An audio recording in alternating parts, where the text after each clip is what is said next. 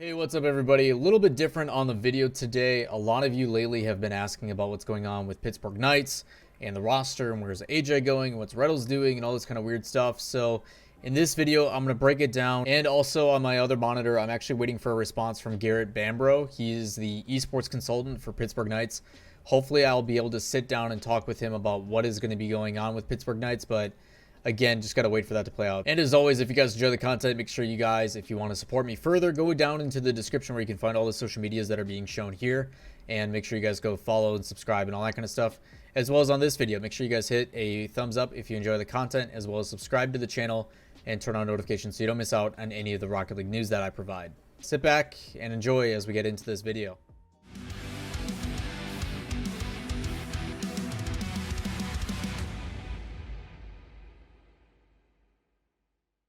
So to provide a little bit of history, or to answer some of the questions, a lot of people in my comments as well as on my stream today have been asking in detail, like, what is going on with Pittsburgh Knights? This whole roster seems to be a muck. Players are trying out for different places. What's going on? So let's try to provide a little bit of history as well as kind of move forward into the now of what is going on with PK. So back on October 2nd in 2019, Pittsburgh Knights ended up acquiring the Peeps, as you guys know, who was exposed to Gyro, now Gyro as he goes by, Retals, and Mist.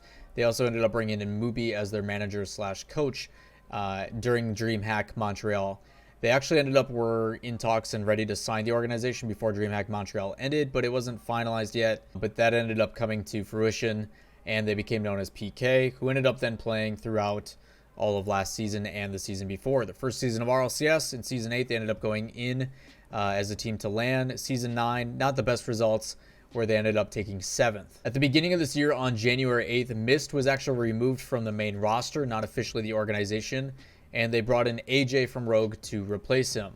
On January 20th, Mist was officially released from Pittsburgh Knights, and now he resides on Envy. Exactly 1 month ago from today, Retals was removed from the main roster. A lot of people are asking, what does that exactly mean? If you were to look at Liquipedia or any information right now, the current active roster is Gyro and AyyJayy. That is it. They have no third. Retals is looking elsewhere from the looks of it, and they do not have him as an active player. For those that are still confused about this, Retals is still technically contracted and under contract for Pittsburgh Knights. He is still one of their players, and they are essentially, what it looks like, looking for someone to buy out his contract so they can make the money back that is guaranteed that they must pay him salary. I assume he is also getting paid a reduced salary because he is not living up to his end of the contract, in the sense that he is not playing to the fullest extent of his capabilities with the current active roster. As we've seen, Retals has been trying out for a bunch of different rosters since that date. In the Fusion North American qualifiers, he ended up playing with Envy. In Codename Covert, he ended up playing for Red Enterprises. In the first qualifier for the Beyond Entertainment event, he ended up playing for the Peeps, or an iteration of the Peeps, which had Retals, Gyro, and Illusion. And then most recently, he ended up playing in the Astronauts second qualifier alongside Space Station in replacement of AXB. So it was Arsenal, Sypical, and Retals, and they ended up winning the whole thing. Now in that same Astronauts tournament, AyyJayy was found to be playing with Soniqs in replace of Dapper. And in my most recent video, as you guys know, Dapper has now been removed from Soniqs. He is now playing for Charlotte Phoenix, and AyyJayy has been taking that spot. So as of right now, a lot of people are assuming that AyyJayy is going to Soniqs and playing alongside Sathu and Shock, and Retals is going to go somewhere else. We don't exactly know. The most recent, like I said, is Space Station Gaming, where he'll take AXB spot. Whether that's going to be true or not, who knows? With all that said and done, what exactly does that mean for Pittsburgh Knights as well as Gyro? And this is where it gets complicated. There's a lot of things Pittsburgh Knights can do when it comes to how they handle their current players that are under contract, or if they want to just say it's not worth it and move on. Right now, with AyyJayy, Gyro, and Retals, they're still technically on the contract, and they could essentially just say, you guys, we're not going to sell your contract. We're not going to let you guys get bought out. You have to sit here and deal with it. They technically and legally can do that. They could easily screw over Gyro, Retals, and AyyJayy until the end of the contract, whenever that may be, whether it's midway through one of the splits, the end of the year, who knows? But rather than speculating and trying to spin in circles about what the situation actually is, let's talk to somebody who's actually got some insight on this. This is Garett Bambrough. He is the Pittsburgh Knights esports consultant. He is the one that is going to hopefully provide some insight about what the heck is going on But before we do that, I'm going to give you the floor to kind of ream on me a little bit, possibly. A while back, I had an inside source from Pittsburgh Knights saying that you guys were probably going to piece it and leave RLCS and all that kind of stuff. I know you and I have talked off camera about this, but is there anything that you'd like to say to the public about that situation? Oh yeah, we heard that rumor going around a lot. There's no denying that there was a time where organizations just overall in general were just a little antsy and didn't know what was happening for the future of Rocket League. We were left in the dark a little bit and we didn't know what was happening. So a lot of organizations were questioning things. But needless to say, since that time, things have improved drastically with Psyonix, and we have no intention of leaving. And we're working on right now a long-term solution and plan to be in Rocket League for years. Like, it's our biggest game. It's our most invested game. It's our first game that we made a big splash into. And we plan on staying in the game for a long time. And we've been very happy with how things have been changing in the last few months. Hey man, you and I joked about this in the past. You guys keep making the content you do when COVID goes away and like put them through like scary haunted houses and have them reach into boxes and stuff. Like I'm loving it. Hopefully we get to continue to see you guys, and I'm glad to see you guys are staying positive about it. But it's kind of a drawback to what the whole video is about and stuff, for those that haven't seen it. In the first half of the video, I tried to explain the situation to the public eye about Retals is no longer officially on the main roster and is essentially trying out with everybody between Envy, xCloud9, now Red Enterprises, Space Station. AyyJayy has recently been playing with Soniqs and Astronauts, and Gyro is pretty much just kind of hanging out, being Gyro, the lovable goofball that we all know him as. So I guess from your perspective about what you're able to share, what is actually going on with Pittsburgh Knights? So the public can hear from the horse's mouth. What is happening? That is a little bit of a loaded question because there's a lot happening. I know, so I asked it. There's a lot happening, and it hasn't been quite worked through yet. If it was, it wouldn't. All these things happening and going on would be a lot more clear. But right now, the Knights, we're working through our options, and there's a lot of things on the table that can happen over the next couple of weeks, and we're just exploring all options, whether that be continuing with the guys we have, transferring them off to another team individually, or signing a new team altogether. It's all on the table. We have not decided just yet what we want to do. We're weighing our options. We're in a tricky situation that we have our players currently until midway through next season, and we're trying to find a solution to have a team represent us for long term.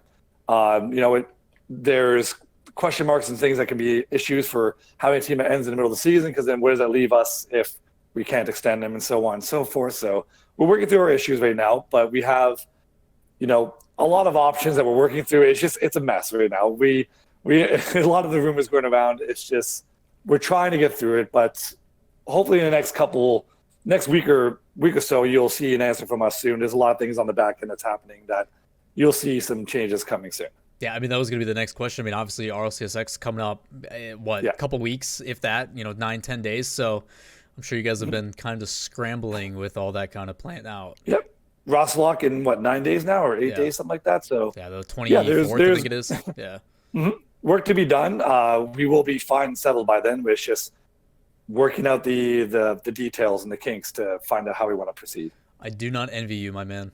I do not wish to be in that position, because I'm sure it's a pain in the butt. So it's wild, but it's also fun. It's one of the parts of the job it's interesting. It keeps you on your toes, at least. Oh, lucky you, man. I'm not a fan. I'm gonna keep sitting. So I guess the more so talking about the Psyonix aspect and stuff, you guys have obviously had your frustrations, but things are starting to trend, I guess, in the right direction. Things that make you want to state that you guys are in for the long haul, years to come.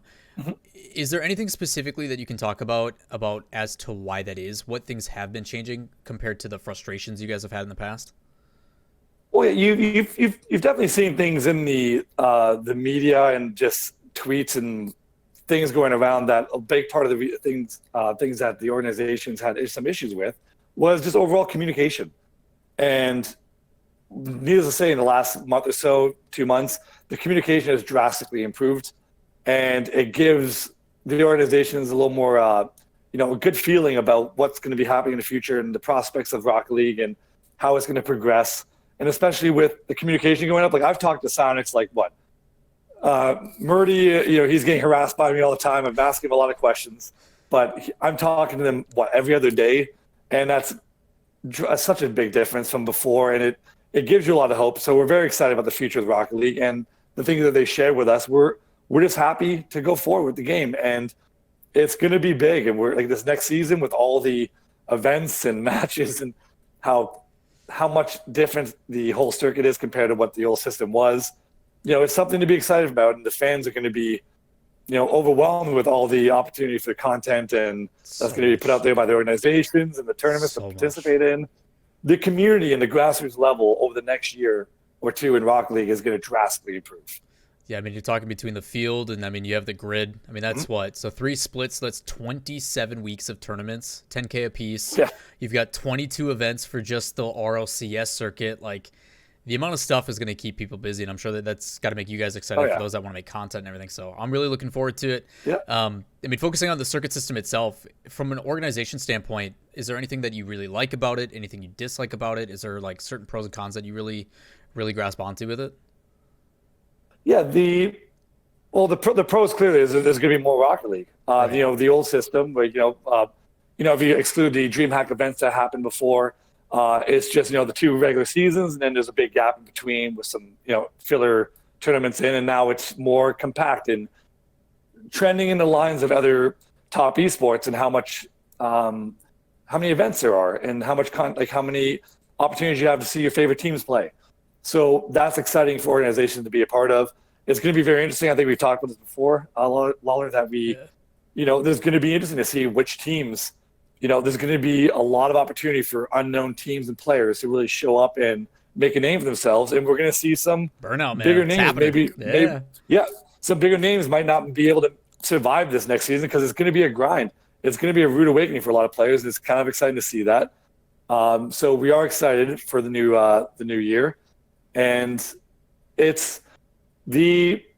wouldn't say there's too much downside. It's a change, and we're all just trying to adapt to it right now and get ready for the next season with our rosters and the changes in media and everything like that. So it's going to be a very interesting year in Rocket League for all organizations participating. Hey, man, just like the players, the org's got to adapt too, man. So, again, don't envy you guys. It's not an easy thing to do. Obviously, I'm trying to do the same thing. So, I mean, talking back to that, I mean, I'm sure that's something you guys consider too. I mean, the burnout and the players and stuff, it's something you guys have to consider.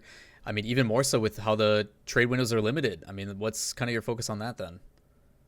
Yeah, well, when we're talking to teams, we're talking to our players, and a lot of the time what it comes down to is, you need to assess people's personalities, and if they're able to, if you feel like they can withstand a long season, it's going to be a big change for a lot of these players.